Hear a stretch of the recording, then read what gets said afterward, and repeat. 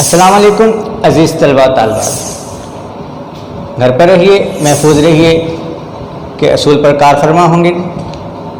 عزیز طلباء طالبات، جیسا کہ آپ کو معلوم ہے کہ انشاءاللہ رواں ماہ یا اگلے ماہ آپ کے اسکول میں تعلیمی سرگرمیوں کا آغاز ہو جائے گا، تو لہٰذا ہم اپنی روزمرہ کی جو زندگی ہے اس کی پرانی ڈگر پر آ جائیں گے۔ تمام معاملات زندگی کے جو ہیں رواں دواں ہو جائیں گے۔ اللہ تعالیٰ سے دعا ہے کہ جلد سے جلد ہمیں اس بیماری سے چھٹکارا دلائے۔ آپ لوگ اپنا خیال رکھیے، اپنے ارد گرد کے لوگوں کا خیال رکھیے، اور اس وقت سے بھرپور استفادہ کیجیے۔ اپنی تعلیم پر، اپنی اسٹڈیز پر توجہ دیجیے، کیونکہ ابھی قدرے ہمارے پاس وقت زیادہ ہے بنسبت جب ہمارے اسکول کالجز میں تعلیمی سرگرمیاں شروع ہو جائیں گی اور ہمارے روزمرہ کے معاملات جو ہیں وہی شروع ہو جائیں گے جو اس لاک ڈاؤن کے مخصوص عرصہ سے قبل تھے۔ عزیز طلباء طالبات، آج ہمارا موضوع آپ کے کتاب کا جو حصہ ہے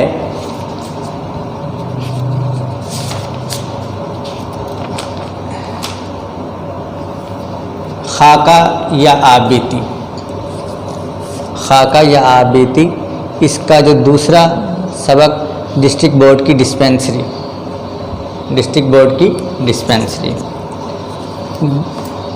یہ سبق قدرت اللہ شہاب کا ہے اور یہ آپ کی کتاب کے صفحہ نمبر 91 پر موجود ہے۔ آپ لوگ اپنی کتاب کے صفحہ نمبر 91 کو کھول لیجئے۔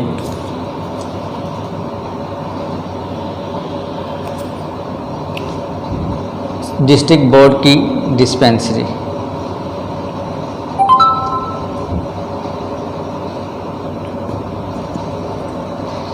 عزیز طلباء، سب سے پہلے ہم اس سبق کے مصنف قدرت اللہ شہاب کے بارے میں تھوڑا سا جاننے کی کوشش کرتے ہیں۔ جیسا کہ آپ کی کتاب میں لکھا گیا ہے کہ قدرت اللہ شہاب سن 1917 میں پیدا ہوئے۔ یہ پاکستان بننے سے قبل ہندوستان میں پیدا ہوئے تھے اور پاک و ہند کے ممتاز سرکاری افسر قدرت اللہ شہاب کے اردو کے مشہور ادیب، افسانہ نگار، صوفی اور دانشور تھے۔ آپ کے والد کا نام محمد عبداللہ تھا۔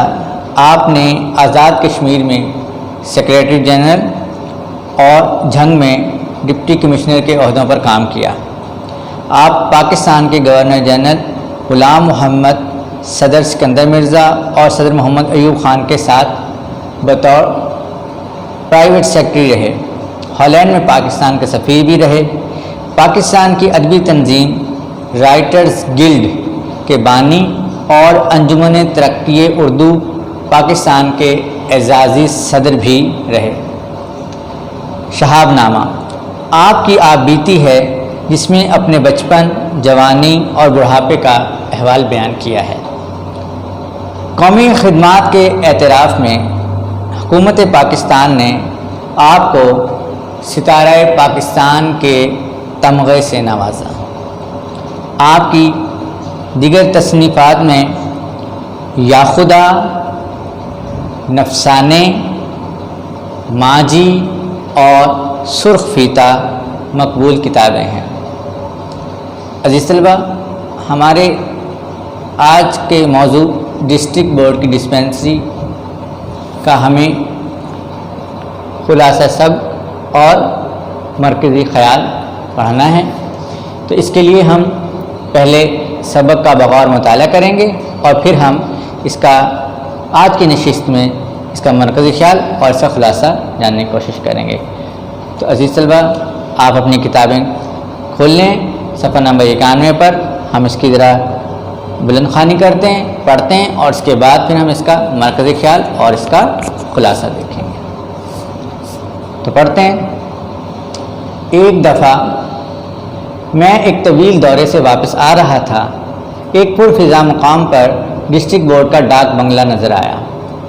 عزیز طلباء طالبات، پاکستان بننے سے پہلے جب یہاں پر انگریزوں کا راج تھا تو رسل و رسائل یعنی کمیونیکیشنز کی وہ سہولیات جیسا کہ آج کے دور میں موجود ہیں، موبائل ہے، انٹرنیٹ ہے، ٹیلی فون ہے اور دیگر ذرائع ہیں، اس طرح کی سہولیات اس وقت موجود نہ تھیں۔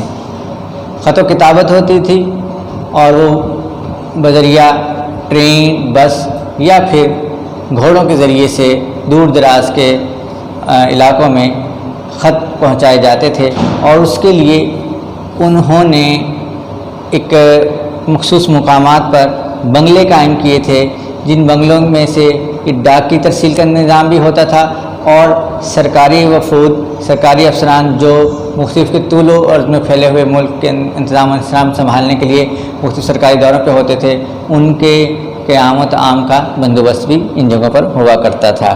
یہ انگریز کے زمانے میں بنے ہوئے تھے، ان کو ہم ڈاک بنگلہ کہتے ہیں۔ جی چاہا کہ گھنٹہ 2 گھنٹہ یہاں قیام کیا جائے۔ ڈاک بنگلہ کھلا پڑا تھا، اندر گیا تو دیکھا کہ چھت غائب ہے۔ پہلے خیال آیا کہ شاید یہ اوپن ایئر تھیٹر کی طرح اوپن ایئر ڈاک بنگلہ ہو۔ جس طرح پہلے زمانے میں جس طرح آج کل سینماز ہوتے ہیں، اسی طرح پہلے کھلے ہال ہوا کرتے تھے، جس کا ہمیں یونانی تھیٹرز بھی دیکھے ہیں۔ کھلے ہال ہوتے تھے اور وہاں پر کھلی اسکرین لگا کر وہاں پر تھیٹر وغیرہ کیا جاتا تھا، وہاں پر ڈرامے وغیرہ پیش کیے جاتے تھے، ان کو ہم اوپن ایئر تھیٹر کہتے ہیں۔ لیکن چوکیدار نے بڑی خندہ پیشانی سے وضاحت کی۔ چوکیدار کہتے ہیں حفاظت کرنے والے کو، دیکھ بھال کرنے والے کو، نظر رکھنے والے کو، معاملات کو سیدھا رکھنے والے کو چوکیدار کہا جاتا ہے۔ نے بڑی خندہ پیشانی سے وضاحت کی۔ خندہ پیشانی تو آپ سمجھتے ہیں، خندہ مطلب کھلکھلاتی ہوئی، مسکراتی ہوئی، مطلب چہرے پر مسکراہٹ سجاتے ہوئے، ہنستے ہوئے، مسکراتے ہوئے وضاحت کی کہ دراصل یہ 1950 کے سیلاب کا نتیجہ ہے۔ میں نے پوچھا کہ بھائی سیلاب تو زمین پر آتا ہے، سیلاب کیا ہوتا ہے؟ عزیز طلباء، سیل، ایک لفظ سیل، آب، سیل کہتے ہیں بہاؤ کو، پانی کے بہت بڑے ریلے کو، آب پانی کو کہتے ہیں، یعنی پانی کا بہت بڑا ریلا، پانی کا بہت بڑا بہاؤ، بہتا ہوا پانی بہت سارا۔ لیکن چھت آسمان سے کیوں کر گر پڑی؟ چوکیدار نے سادہ لوہی سے جواب دیا۔ سادہ لوہی سے، بڑے ہی سادہ سے انداز میں، یعنی ایسا بندہ جس کو دنیا اور مافیہا یعنی دنیا اور اس کے ارد گرد کا کچھ پتہ نہ ہو، بس وہ اپنے خول کے اندر بند رہتا ہو، ایک چھوٹی سی دنیا کے اندر، ایک چھوٹے سے علاقے کے اندر رہتا ہو، اس کو زیادہ کچھ معلومات نہ ہوں، وہ ایسے بندے کو سادہ لوح بولتے ہیں۔ یعنی کہ آپ یوں کہہ لیجیے کہ اس کی جو ذہن کی تختی ہے اس کے اوپر کچھ نہیں لکھا ہوا، کچھ نہیں اس کی معلومات۔ چوکیدار نے سادہ لوہی سے جواب دیا کہ صاحب، عزیز طلبہ یہاں دیکھیے سائن آف ایکسکلیمیشن، جس کو ہم نے ندائیہ کہا تھا، ندا آواز نہ تو وہ نشان آ گئی، وہ علامت جو ہم اپنی پچھلے اسباق میں پڑھ چکے ہیں کہ صاحب اس میں بھی اللہ کی کوئی حکمت ہوگی۔ عزیز طلبہ اس سطر کو نشان زدہ کیجیے، یہ جملہ امتحانی نقطہ نگاہ سے اہم ہے کہ صاحب اس میں بھی اللہ کی کوئی حکمت ہوگی کہ جیسے ہم ہر معاملے کو اللہ پر ڈال کر اور اپنی ذمہ داریوں سے مفر حاصل کرتے ہیں، فرار حاصل کرتے ہیں نا، تو اسی طرح سے کیونکہ سادہ سا آدمی ہے، اس نے اپنی سادگی میں یہ بیان کر دیا کہ اس میں بھی شاید کوئی اللہ کی حکمت ہو، یہ چھت کا گرنا، ویسے تو ہر کام میں اللہ کی حکمت ہوتی ہی ہے۔ اس ڈاک بنگلے میں چینی کی چند پرچ پیالیاں اور کچھ رکابیاں بھی موجود تھیں۔ پرچ پیالیاں آج کل کے دور میں چائے کے مخصوص کپ جن کے نیچے ایک پرچ ہوتی تھی، پلیٹ ہوتی تھی، آج کل تو ان کا استعمال قدر متروک ہو گیا ہے، ترک کر دیا گیا ہے، قدر کم ہو گیا ہے۔ تاہم پرانے زمانے میں جو اچھے لوگ تھے، اچھے مطلب کہنے کا کہ معاشرے کے جو معزز گھرانے تھے، وہاں پر مہمان کے سامنے جب چائے پیش کی جاتی تھی تو پیالی میں رکھ کر اس کو اور رکابی پلیٹ کو بولتے ہیں جس میں ہم کھانا کھاتے ہیں، چاول کھاتے ہیں، ان کو رکابی کہتے ہیں۔ ان سب کی پشت پر بیک سائڈ پہ پیچھے انگریزی میں جانسن اینڈ جانسن لنڈن 1854 درج تھا، لکھا ہوا تھا۔ چینی کے بنے ہوئے یہ ظروف 100 برس پرانے تھے. ظروف عربی زبان کا لفظ ہے، اس کا مطلب ہوتا ہے برتن. ظرف ایک برتن کا ہوتا ہے، ظروف زیادہ برتنوں کو کہا جاتا ہے. عام استعمال کے باورچی خانے میں استعمال ہونے والے برتن ظروف کہلاتے ہیں. لیکن ہماری تعمیر کی ہوئی ڈاک بنگلے کی چھت سیلاب کے ایک ہی ریلے سے بہہ کر گر گئی تھی. عزیز طلبہ، یہ جملہ جو ہے چینی کے بنے ہوئے یہ ظروف یہاں سے لے کر ایک ہی ریلے میں بہہ کر گر گئی تھی، اس کو نشان زدہ کیجیے. یہ اقتباس کی تشریح جو ہے اس میں اکثر پوچھ لیا جاتا ہے. یعنی کہ اصل میں قدرت اللہ شہاب نے ہمارے معاشرے کی زب و حالی کے پر ایک معصوم سا طنز کیا ہے کہ وہ لوگ جنہیں ہم غیر مسلم کہہ کر گردان کر اور ہم ان کو کافر کہہ کر ان کو برا بھلا کہتے ہیں، وہ اصل میں ہمارے اسلام کی تعلیمات پر صحیح عمل کرتے ہوئے انتہائی خلوص کے ساتھ ایمانداری کے ساتھ اپنا کام کرتے ہیں. تمام معاشرتی کام جن سے معاشرہ متاثر ہوتا ہے وہ تمام کام انتہائی ایمانداری سے کرتے ہیں کہ 100 سال پرانے برتن بھی اپنی کوالٹی کی بنیاد پر، اپنی خالص ہونے کی بنیاد پر آج تک قائم ہیں. لیکن ہمارا معاشرہ جو اللہ اور اللہ کے رسول کا نام لیتا ہے لیکن اپنا صرف نام لیتا ہے، اس کی عملی زندگیوں میں ان کا اسوہ حسنہ کا یا اللہ کے ہدایات کا کوئی عمل دخل نہیں ہے. بے ایمانی کرنا، ملاوٹ کرنا، ذخیرہ اندوزی کرنا، چوری کرنا، بے ایمانی کرنا، یہ ان کی گھٹی میں شامل ہے. تو دیکھیں ایک بنگلے کی تعمیر، ایک چھت اتنی مضبوط جو ہوتی ہے وہ ٹوٹ کر بہہ گئی 1 سال کے اندر اور 100 سال پرانے برتن ابھی تک برقرار ہیں. تو یہ ایک قسم کا ہلکا پھلکا سا انہوں نے طنز کیا ہے ہمارے معاشرے پر. ڈاک بنگلے کی رعایت سے مجھے ڈسٹرکٹ بورڈ کی ایک ڈسپینسری یاد آ گئی.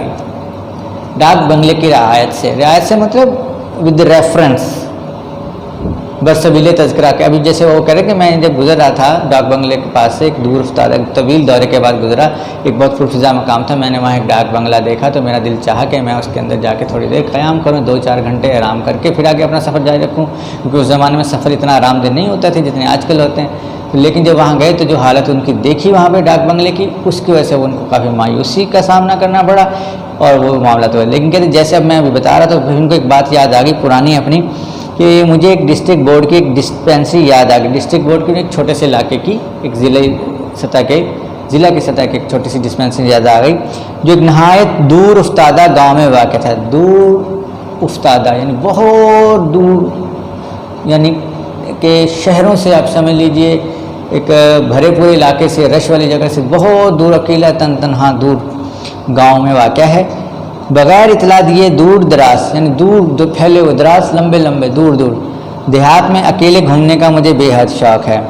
اچھا اب یہاں پہ آگے وجہ بھی بتائی کہ شوق کیوں ہے.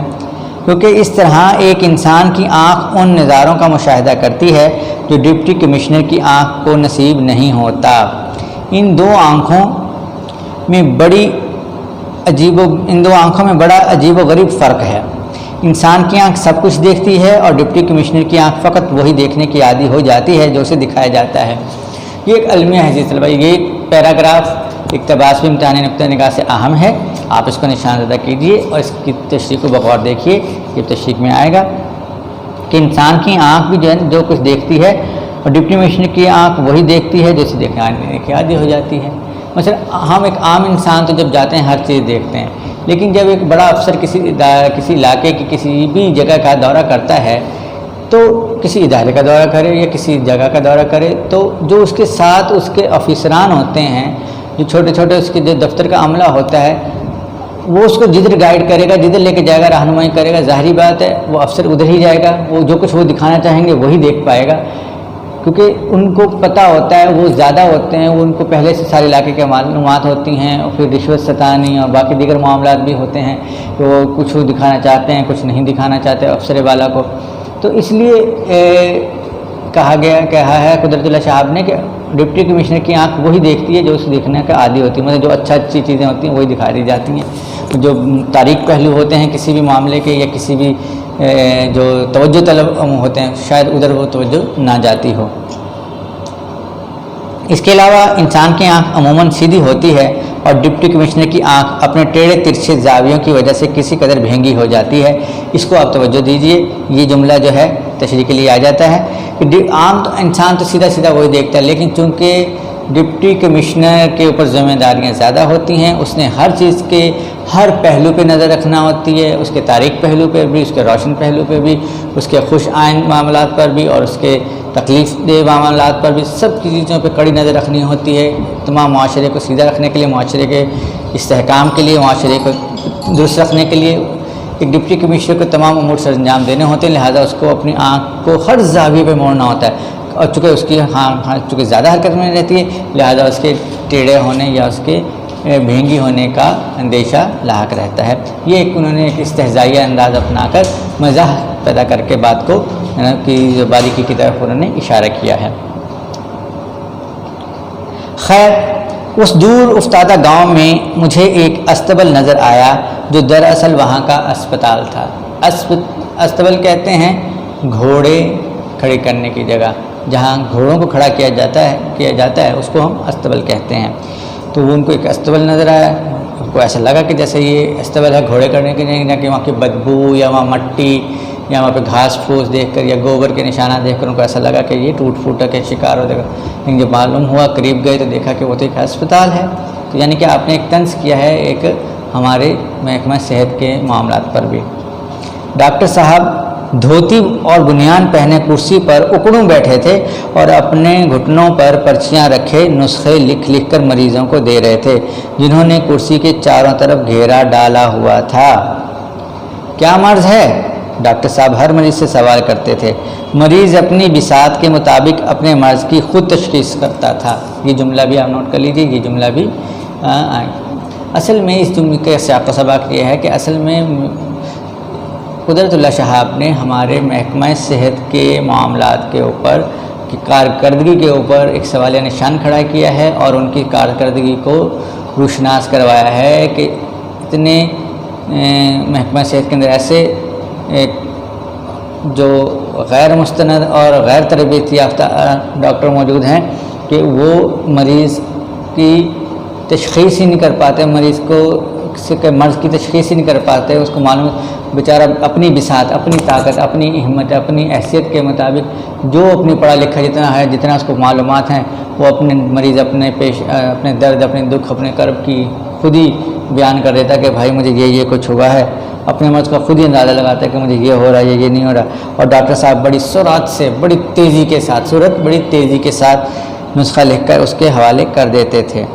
غالباً یہ نسخہ تعویذ کے طور پر استعمال ہوتا تھا۔ یہ جملہ بھی آپ نوٹ کر لیجئے، یہ بھی امتحانی نقطہ نگاہ سے اہم ہے کہ غالباً یہ نسخہ تعویذ کے طور پر استعمال ہوتا تھا۔ مطلب اس کا یہ کہ جیسے کہ تعویذ جو لکھا جاتا ہے اس کے اندر کیا لکھا ہوا ہے، تعویذ لینے والے کو کچھ پتہ نہیں ہوتا، نہ اس کو پڑھتا ہے نہ اس کو سمجھتا ہے، جو بس اس نے دے دیا اس کو لکھ کے جا کے گلے میں ڈال لیا، کبھی اس کو کھولنے کی ضرورت نہیں محسوس ہوتی، کبھی دیکھنے کی ضرورت نہیں ہوتی۔ اسی طرح سے جتنی اہمیت ایک تعویذ کی ہوتی ہے مذہبی نقطہ نگاہ سے قطع نظر کہ ایک جس طرح سے ایک روٹین میں ایک کاغذ کے ٹکڑے کا جو کہ تعویذ کہلاتا ہے اس کے ساتھ جو سلوک کیا جاتا ہے، جو اس کے ساتھ سلوک روا رکھا جاتا ہے، بعینہ ہی بالکل اسی طرح سے ڈاکٹر صاحب کے نسخے کے ساتھ تھا کہ کسی کو کچھ نہیں پتا کہ اس کے اندر لکھا کیا ہے یا کیا نہیں لکھا، مناسب بات لکھی ہے یا نہیں لکھی، کچھ بھی لکھا بس وہ لے جا کے کیونکہ دوا وغیرہ تو وہاں کچھ ملتی نہیں تھی اس نسخے کے مطابق، تو لہٰذا اس کو لپیٹ سپیٹ رکھ دیا جاتا تھا،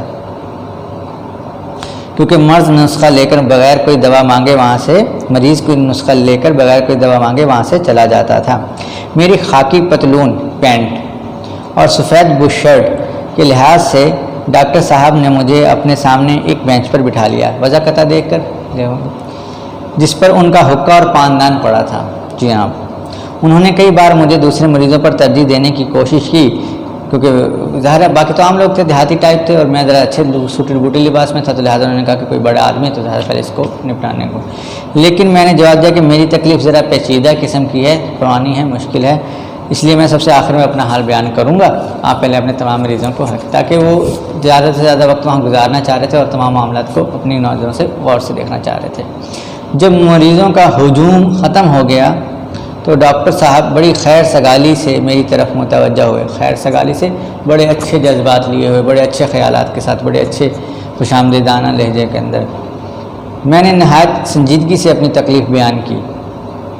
ڈاکٹر صاحب دیکھیے یہ قول ہے، کسی کہوے الفاظ ہیں کہ ڈاکٹر صاحب تو دیکھا آپ نے کہ یہ دونوں واوین میں آیا ہے یہ لفظ، اور آخر میں چونکہ خطاب بھی ہے تو اس کے ساتھ انہوں نے خطابیہ نشان بھی لگایا ہے۔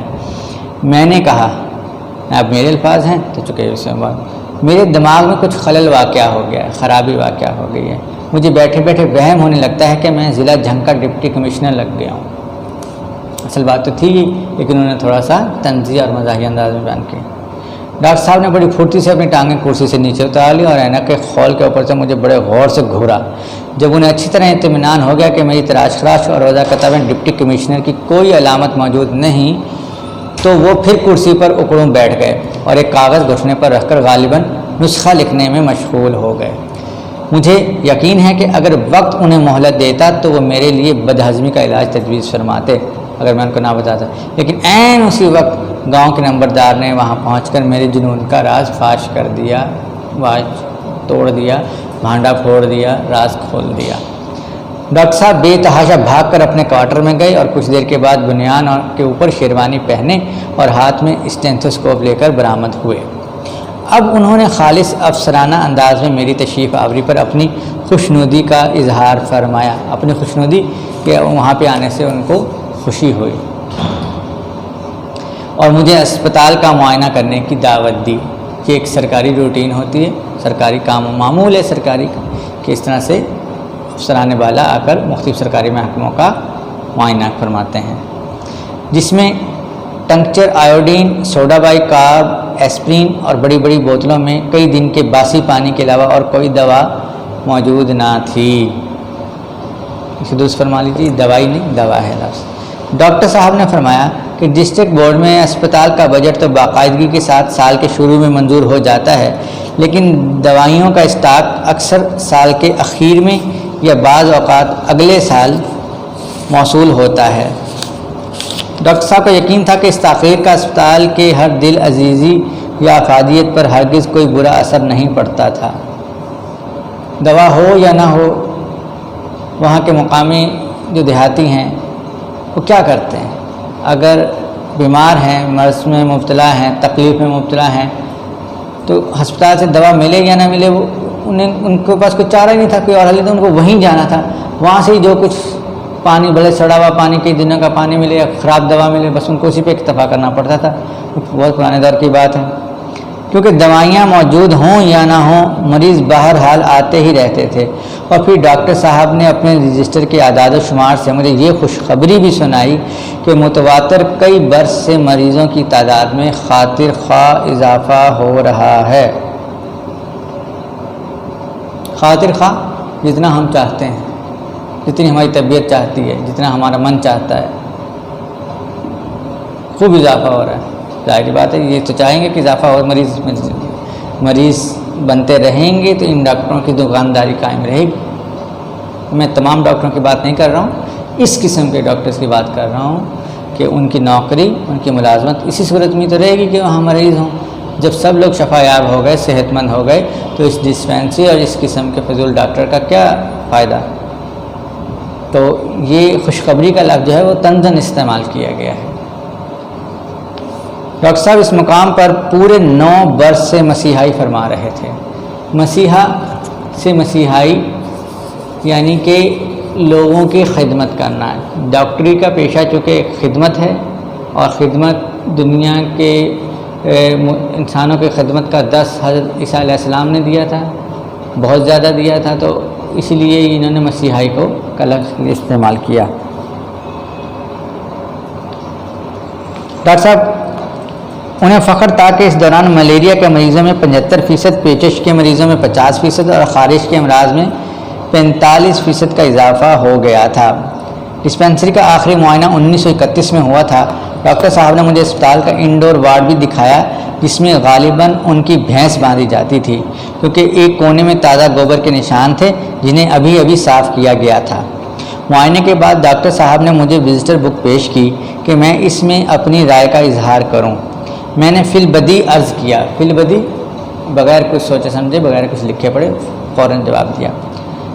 دنیا طب میں یہ اسپتال سنگ میل کی حیثیت رکھتا ہے. سنگ میل، سنگ کہتے ہیں پتھر کو، میل یعنی ایک مخصوص فاصلہ، کہ ایک ہر مخصوص اس فاصلے کے بعد ایک پتھر رکھا جاتا ہے سڑکوں کے اطراف میں، تاکہ طوالت دو شہروں کے درمیان جو طوالت ہے اس کو پیمائش کرنے میں، اس کی ماپنے میں مدد مل سکے. یہاں پر دوائیوں کی جگہ نسخوں سے علاج کیا جاتا ہے اور مریضوں کی تعداد روز افزوں ترقی پر ہے. روز افزوں جس میں روزانہ اضافہ ہو رہا ہو. ہسپتال میں داخل ہونے والے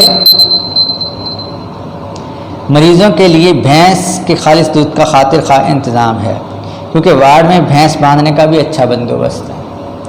گوبر بھی وقت پر اٹھایا جاتا ہے اور مکھیوں کی آمد و رفت پر کوئی خاص پابندی عائد نہیں ہے. یعنی کھلے عام مکھیاں، مچھر، بیماریوں کے جو سبب ہیں وہ اسپتال میں خوب موجود ہیں.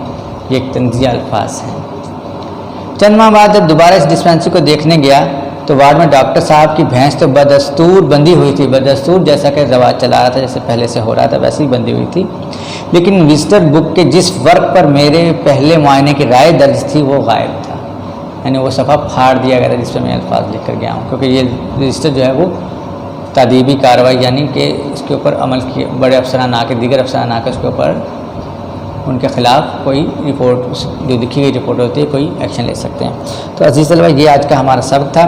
اگر ہم اس کے مرکزی خیال کو دیکھیں تو اس کا مرکزی خیال یہ ہے کہ اس سبق میں مصنف نے اپنے سرکاری اداروں کو، خاص کر محکمہ صحت کی جو ہے پائی جانے والی، محکمہ صحت میں پائی جانے والی بدعنوانیاں، ان کی حالت زار، چھوٹی ہسپتالوں کی، اور بالخصوص دور افتادہ، دور دراز کے گاؤں دیہاتوں میں موجود ڈسپینسریوں کی حالت زار پر ایک گہرا طنز کیا ہے. یہ اس سبق کا مرکزی خیال بن جاتا ہے. اور اگر ہم خلاصہ کریں تو جو ابھی ہم نے گفتگو کی، آپ اس سبق کو پڑھ کر ہم آپ کو پہلے بتا چکے ہیں اس سبق کے خلاصے کے بارے میں کہ تمام سبق کا خلاصہ کیا کہ، تو آپ اس کے چیدہ نکات نوٹ کرتے جائیں، پھر ان کو ایک خلاصے کی شکل میں ایک تہائی حصہ اس کا بنا کر آپ لکھ دیں.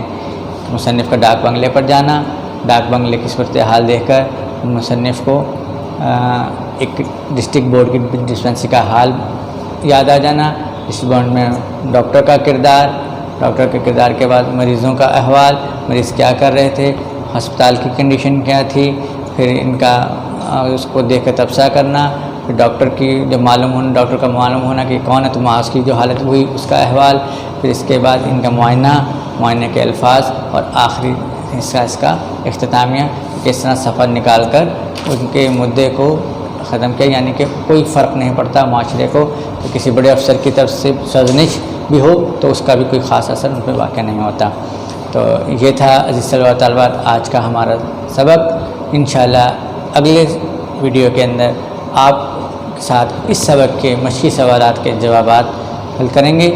اس وقت تک کے لیے اجازت دیجیے.